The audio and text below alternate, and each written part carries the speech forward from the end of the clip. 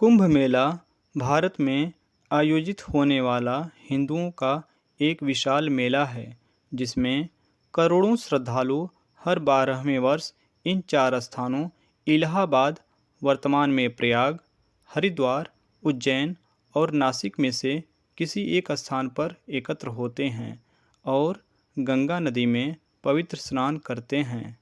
प्रत्येक 12वें वर्ष के अतिरिक्त प्रयाग में दो कुंभ पर्वों के बीच 6 वर्ष के अंतराल में अर्ध कुंभ भी होता है।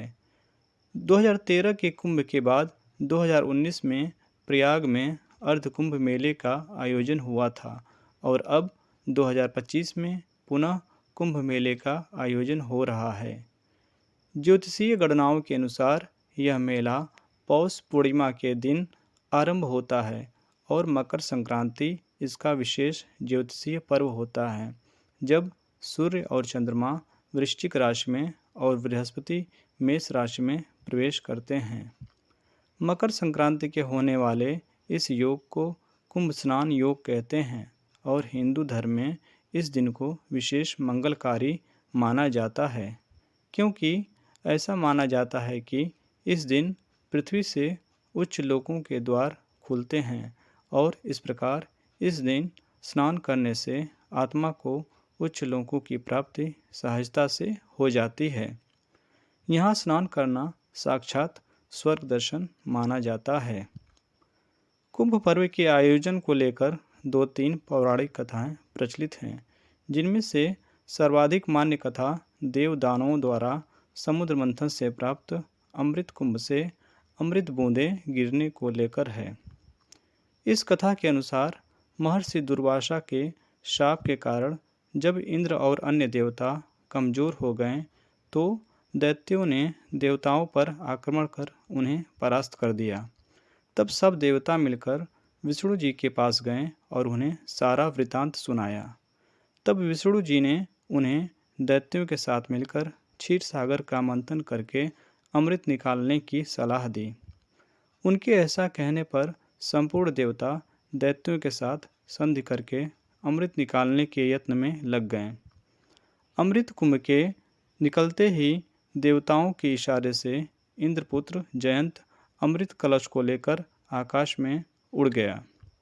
उसके बाद दैत्य गुरु शुक्राचार्य के आदेशानुसार दैत्यों ने अमृत को वापस लेने के लिए जयंत का पीछा किया और घोर परिश्रम के बाद उन्होंने बीच रास्ते में ही जयंत को पकड़ लिया। तत्पश्चात अमृत कलश पर अधिकार जमाने के लिए देवदानों में 12 दिन तक अविराम युद्ध होता रहा। इस परस्पर मारकाट के दौरान पृथ्वी के 4 स्थानों प्रयाग, हरिद्वार, उज्जैन और नासिक पर कलश से अमृत बूंदें गिरी थीं।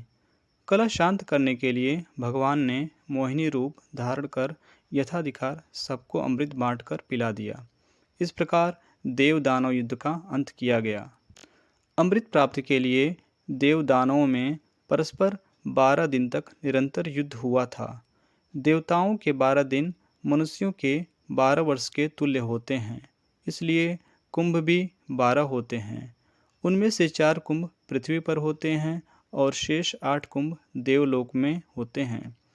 जिस वर्ष जिस राशि पर सूर्य, चंद्रमा और बृहस्पति का संयोग होता है, उसी वर्ष उसी राशि के योग में जहाँ जहाँ अमृत बूंद गिरी थी वहाँ वहाँ कुंभ पर्व होता है। महाकुंभ मेला 30 से 45 दिनों तक चलता है। प्रयागराज में लगने वाला महाकुंभ सबसे भव्य होता है। कुंभ मेले में स्नान करने से कई गुना अधिक पुण्य की प्राप्ति होती है और यह मोक्ष प्राप्ति का अवसर माना जाता है। कुंभ मेले में साधु, संतों, ऋषियों और योगियों के लिए ध्यान और साधना का विशेष काल होता है। कुंभ मेले में कुछ दिन विशेष महत्व के होते हैं, जैसे पौष पूर्णिमा, मकर संक्रांति, मौनी अमावस्या, बसंत पंचमी, माघी पूर्णिमा और महाशिवरात्रि। इन दिनों गंगा नदी के त्रिवेणी तट पर स्नान करने के लिए श्रद्धालुओं की भारी भीड़ उमड़ती है। कभी कभी भीड़ इतनी बढ़ जाती है कि भगदड़ मच जाती है और भारी मात्रा में जान और माल की हानि होती है, जिससे लोगों को काफ़ी दिक्कतों का सामना करना पड़ता है। इन सब के बावजूद कुंभ मेले में देश के कोने-कोने से श्रद्धालुओं की भारी भीड़ उमड़ती है और इस महापर्व का आनंद लेती है। कुंभ मेले का समापन महाशिवरात्रि के दिन होता है। तो दोस्तों, ये थी कुंभ मेले के बारे में कुछ रोचक जानकारियाँ।